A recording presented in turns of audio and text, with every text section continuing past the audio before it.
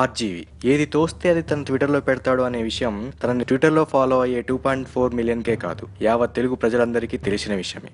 అలాగే మొన్న జరిగిన జల్లికట్టు గురించి, ఆ తర్వాత ఆంధ్రుల ప్రత్యేక హోదా గురించి చాలా ట్వీట్స్ చేశాడు ఆర్జీవి. ఇందులోనే భాగంగా దానికి సపోర్ట్ చేస్తున్న జనసేన అధ్యక్షుడు పవన్ కళ్యాణ్ మీద కూడా ఎన్నో ట్వీట్స్ చేశాడు ఆర్జీవి. ఇదే విషయం గురించి ఈరోజు జరిగిన పవన్ కళ్యాణ్ ప్రెస్ మీట్ లో ఒక విలేకరు అడుగుతూ, ఆర్జీవి మిమ్మల్ని ఆకాశానికి ఎత్తుతాడు, మీ కుటుంబ సభ్యుల మీద చాలా కామెంట్స్ చేశాడు అని అడగగా, రామ్ గోపాల్ వర్మ గారి నుంచి ఒకటే మాట చెప్తాను. ఆయన మాట్లాడి ఈ సభలో మాట్లాడే వ్యక్తి కాదు కానీ బట్ స్టిల్ ఆయనకి ఒకే ఒకసారి సభాముఖంగా మీడియా ముఖంగా once for all I never speak about him again. ఆయన దాదాపు 50 ఏళ్ళు పైబడ్డ వ్యక్తి,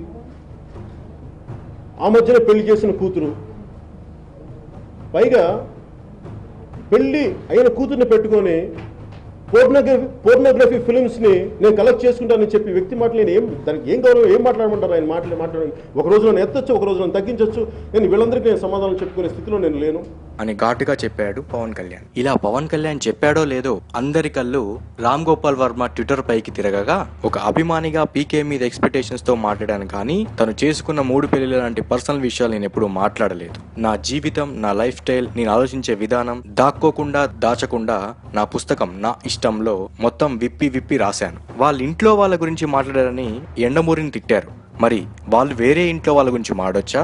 ఇదే నా వికాసం. నేను తన మీద ఇష్టంతో నిజాయితీగా మాట్లాడాను గానీ క్రిటిసైజ్ చేయడానికి కాదు అనే విషయం తాను తెలుసుకోకపోవడం నా దురదృష్టం. I wish him, his wife, his children, his family, his Janasena party and all his fans all the best. By అంటూ టక్కున స్పందించాడు ఆర్జీవి.